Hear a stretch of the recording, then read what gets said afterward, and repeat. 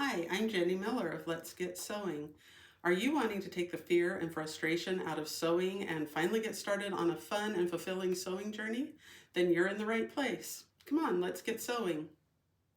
Today, I'm going to be talking about which sewing machine you need to buy, which is a little bit of a trick because that answer is going to be completely different for each person and each situation. But what I want to do is to give you enough information about different sewing machines that you can go shopping for a machine and know what kinds of things you want to look for and ask about in a machine. Now, the first thing that comes to mind when you talk about buying a sewing machine is obviously budget. And a brand new sewing machine can cost anywhere from about $300 up to $16,000. I will tell you, I do not own a $16,000 sewing machine. You do not need a $16,000 sewing machine to be successful at sewing.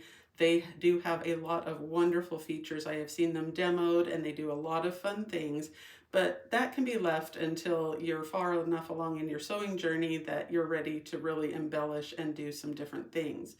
But as far as sewing a well-made, well-fitted garment or sewing project, you don't need all of that quite yet. Another thing to consider in your budget is where you're going to buy your machine. Now, Facebook Marketplace and other websites like that are a great resource to look for machines, and you can get some wonderful prices on them. I have purchased machines that way and have lucked out every single time, and they have always, been wonderful machines and done exactly what I needed them to do. But if you're not quite sure yet what you want, it can be a good idea to go to a sewing machine dealer as well. Go in first with the mindset that you're not buying today and just ask a lot of questions and let them show you what they have available. You may come up with some other ideas that you hadn't even considered yet. So don't rule out going to a sewing machine dealer to look for a machine. Now, I will say, I don't want to sound too elitist, but I think, for me at least, it's important to have a machine in a better known brand name. Some of those better known brand names are Pfaff, Bernina, those are probably the two major ones. Husqvarna Viking is certainly a really popular brand. Janome, Baby Lock are all, some of the bigger name brands. And one of the advantages to buying those machines is you most likely have a local dealer with a repair shop that specializes in your specific machine. Now, most repair shops will take any sewing machine. They certainly know enough about them, but they don't necessarily stock any of the parts for other brands other than their own specialty. And they really know their own specialty inside and out. And so that's an advantage when you take your machine in for maintenance or repair. But again, not necessary.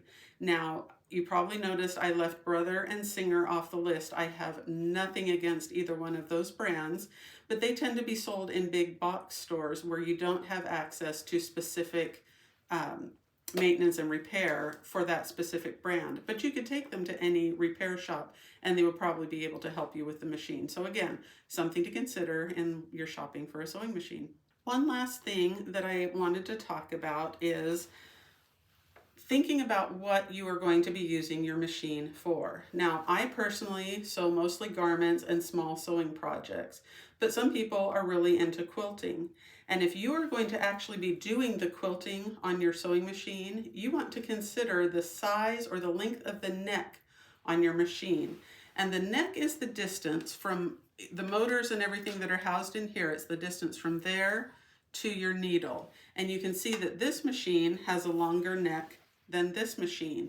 If you're going to have a big quilt or quilting project that you need to bunch up underneath there, you're going to want a machine with a longer neck. So something else to consider when you're going to be sewing. Okay, so here we have our mechanical sewing machine.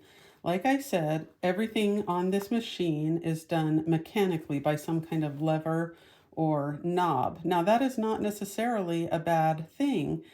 You know how tricky circuit boards can be and how delicate they can be.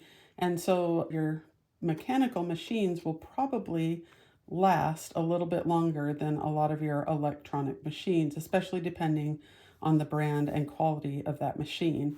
But as you can see, and we're going to talk about, for reverse, you would have an actual lever like this. And then to set your different stitches and stitch lengths, again, you have a knob. And I don't know if you can see in this little window, but everything is indicated there of which setting you have. However, you probably have fewer stitch selections. This one actually has more than a lot of machines, and that's just because in an electronic machine, those are governed by that circuit board. And this one, it's mechanical, and so you have fewer available. But that is not necessarily a bad thing either, because a good straight stitch, blind hem, and zigzag stitch will do everything that you need for your sewing projects. And this one even has a couple of what we call overcast stitches. They kind of mimic what a serger does, not exactly the same, but you can use them to finish the edges and give your project a professional look on the inside with a lot of those things. So again, not necessary to have an electronic machine. A mechanical machine can work just as well. Okay, here I have my electronic machine, and the first thing you'll notice is a lot more buttons on the front. That is because every function and feature on this machine is run through a circuit board. That does give me a lot more features, like all of these extra fancy decorative stitches. I have several different buttonhole shapes and styles that I can choose from here. Just a lot more options in that regard. But again, none of this is necessary to making a successful sewing project. You can still complete them without any of those particular features. I put a piece of fabric in here. I don't have any thread in, but I just want you to be able to see what I am doing with the machine. So remember, on the mechanical machine, our reverse was done by a lever. This one is done by a button here. And just like with any sewing machine, I can be sewing along forward and I can push the button, it will reverse, and then I can let go again. But with an electronic machine, something else that I can do is I can be sewing along, I can stop and turn reverse on, and then it will just continue to sew in reverse until I turn that off again. Now, I have to be honest, I rarely use that feature, but it is something that you can do with an electronic sewing machine and the reverse function. This flashing light here, I have to tell you, is because this particular machine also can let me know when I am out of bobbin thread. And because I took all of the thread out of this machine, it's flashing to tell me that I have no bobbin thread. That, I will tell you, is a wonderful feature to have in a sewing machine. I actually have another electronic machine that does not tell me that. And so I do appreciate having that on here so that I'm less likely to run out of my bobbin thread in the middle of a seam. Another feature that you can have on an electronic machine is this needle down feature. And that is a wonderful feature to have, especially if you're turning corners or stopping in the middle of your seam. And let me show you, when that is engaged and I'm sewing along and I stop, my needle will always stop down in the fabric. That allows me to be able to turn a corner in the middle, or if I've gotten off a little bit, I can stop like that and adjust something, and the fabric will not slide out of place on me. And so I do like having that feature on my machine. Then I can just push the button again to release it. If, however, you have a mechanical machine or an electronic machine that does not have that feature, and you're sewing along and you stop, you can, of course, just turn the hand wheel, put the needle back down in there, and still do everything you need to do, and then use the hand wheel to lift the needle again. So, nice feature to have, again, not necessary.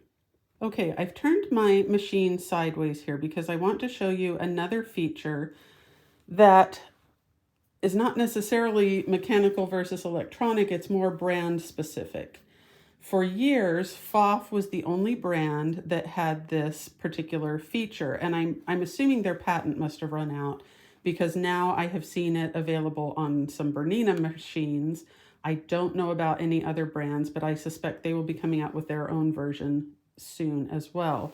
But it is this dual feed, and I want you to watch this little black piece back here. as I sew and see how it moves. That is actually an additional feed dog, and it feeds the top layer of fabric. And that way, when I have 2 layers of fabric, the feed dogs don't move one without the other. And sometimes with some machines that do not have this feature, you'll start to get your top fabric bunching up here because the bottom fabric is being fed and the top fabric can't slide through as easily. So this feed pulls that top fabric through. When you don't want to have it, you just move it out of the way and continue to sew. So it's not something that's necessary. I will tell you that I absolutely love this feature and won't buy a machine without it. But again, not necessary. Also, reminder that, Pfaff is the one who patented it. I think you can find it on some Bernina models. So if you go to a dealer looking at machines, you might ask if they have a feature like that and if they can demonstrate how their particular version of it works for you. But it is something that's very handy to have on your machine. I hope this has given you enough information to consider when you go out shopping for your new sewing machine. I wish you best of luck on that journey, and you are welcome to post in the comments if you can think of any questions that I didn't cover or something else that you might be considering in a sewing machine. I'd be happy to try and answer it for you or help you find a place where you can find that answer. And so with that in mind, happy shopping for your sewing machine, and now let's get sewing.